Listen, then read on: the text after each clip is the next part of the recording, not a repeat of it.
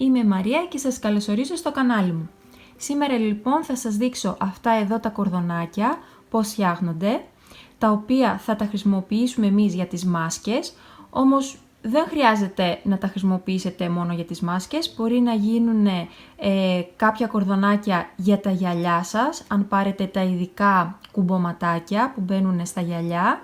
Επίσης θα μπορούσε να γίνει κάποιο χερούλι τσάντας, άμα είναι πιο χοντρό νήμα. Θα κάνουμε στο συγκεκριμένο βίντεο με 2 χρώματα να γίνει ένα μίξ, το οποίο είναι λίγο, θα πούμε ένα tip για να γίνει αυτή η διχρωμία, από το να σας πω το σκέτο χρώμα. Οπότε πάμε να ξεκινήσουμε.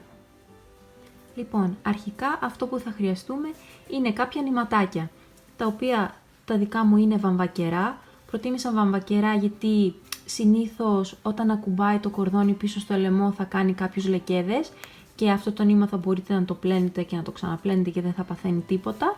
Όμως μπορείτε να διαλέξετε κάποιο άλλο είδος νήματος, όπως π.χ. νήμα για τσάντες, το οποίο βγαίνει κάπως έτσι. Είναι πιο χοντρό βέβαια από αυτό που έχω κάνει, αλλά είναι θέμα γούστων.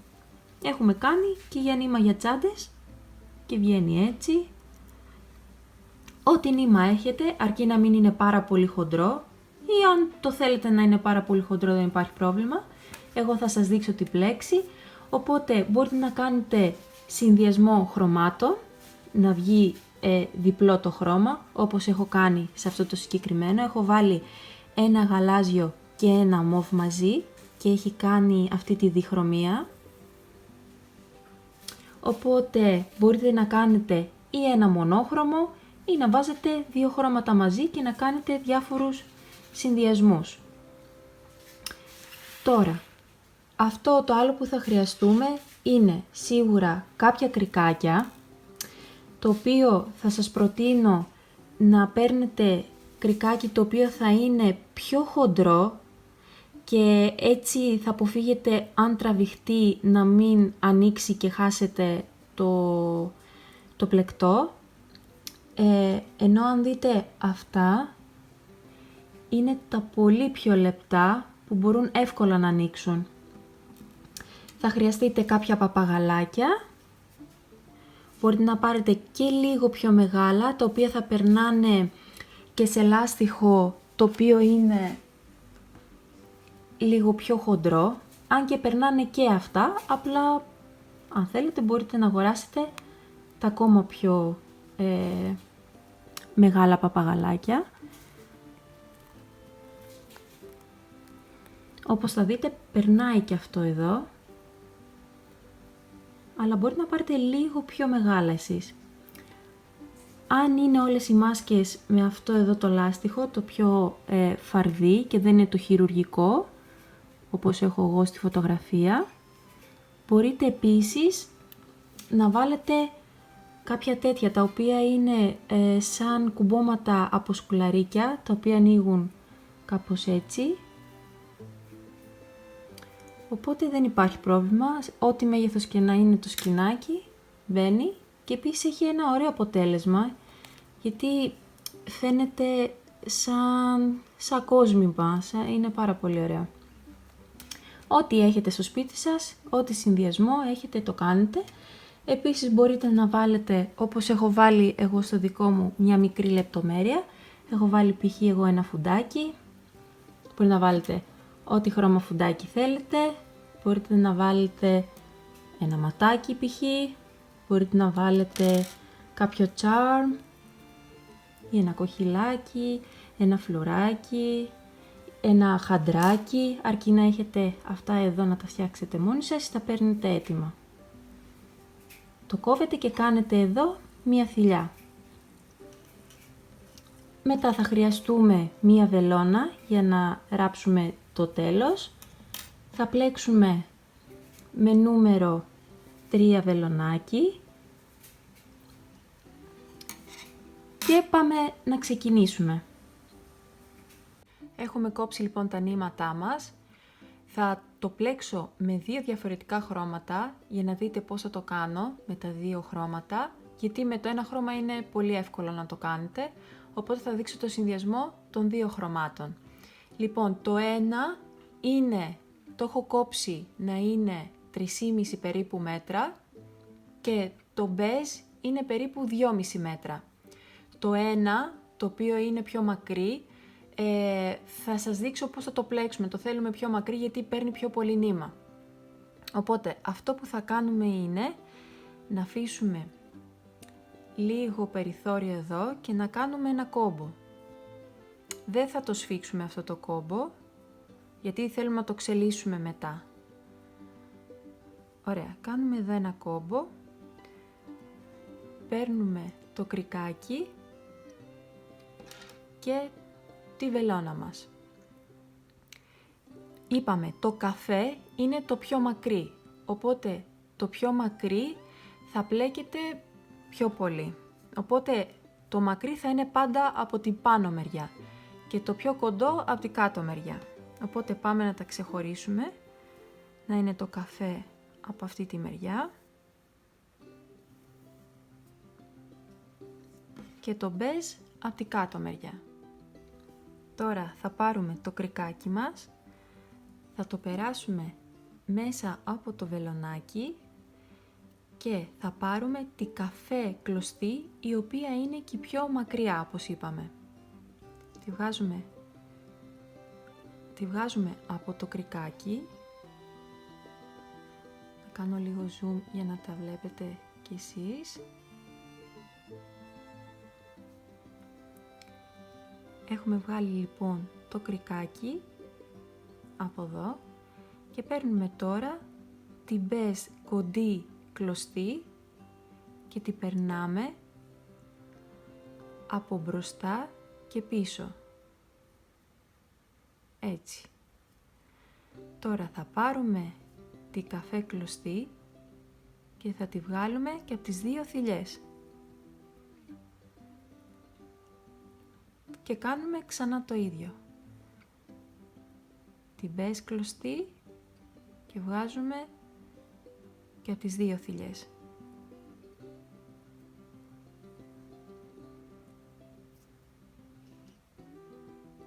Μπροστά, μπροστά και πίσω.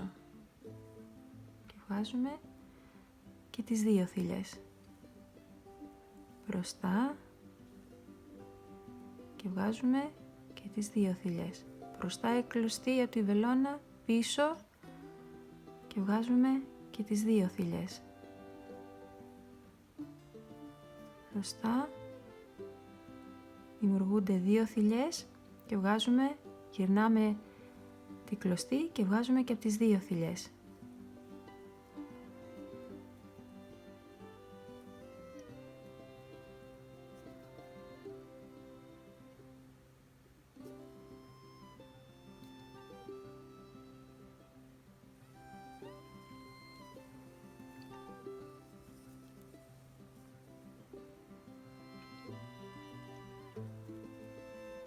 Όταν βρείτε ένα ρυθμό θα είναι ακόμα πιο εύκολο.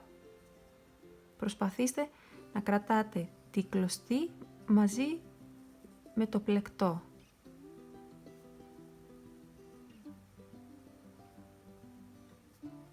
Συνεχίζουμε λοιπόν να κάνουμε το ίδιο πράγμα μέχρι να φτάσουμε στο μάκρος που θέλουμε. Όπως είπα, το συγκεκριμένο μάκρος για ενήλικους είναι περίπου 53 εκατοστά. Μπορείτε να το κάνετε πιο μακρύ ή πιο κοντό, ό,τι προτιμάτε εσείς και σας βολεύει. Οπότε πατήστε μία παύση και μόλις φτάσουμε και ολοκληρώσουμε το μάκρος που θέλουμε, ξαναμιλάμε πώς θα το τελειώσουμε.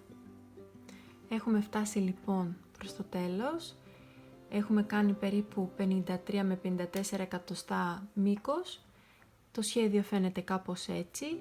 Αν θέλετε το βασικό σας σχέδιο να είναι το μπέζ, πρέπει το μπέζ να είναι το πιο μακρύ και θα φαίνεται κάπως έτσι. Δηλαδή, ανάλογα ποιο θέλετε να είναι το κυρίαρχο χρώμα, με αυτό θα αφήνετε το σκηνή να είναι το πιο μακρύ.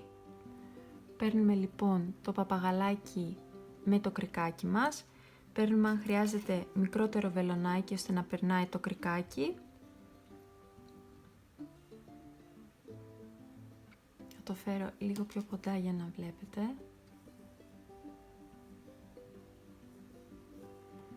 Λοιπόν, περνάμε το κρικάκι στο βελονάκι και βγάζουμε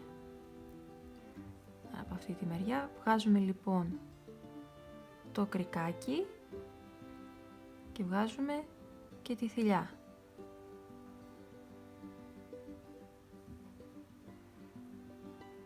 Τραβάμε, βγάζουμε το σκοινί. Τώρα κόβουμε λίγο το κορδόνι εδώ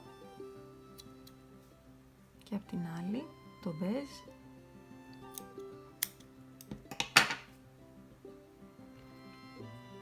Και τώρα θα πρέπει να πάρουμε τη βελόνα μας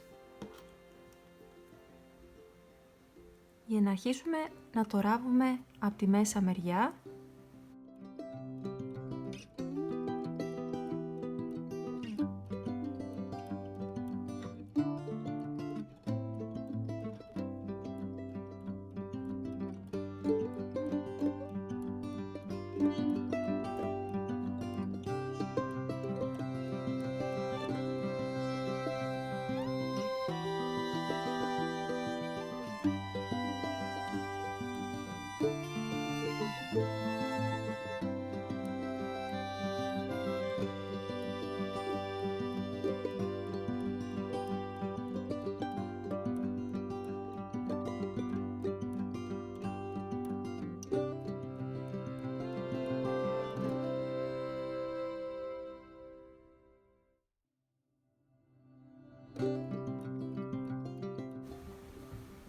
Το ίδιο λοιπόν κάνουμε και από την άλλη μεριά. Αυτό που θα πρέπει να κάνουμε είναι να εξελίσσουμε το κόμπο εδώ και να κάνουμε την ίδια διαδικασία. Να περάσουμε με τη βελόνα μας το κάθε νήμα και να το περάσουμε από μέσα από τη πλεξούδα που έχουμε κάνει.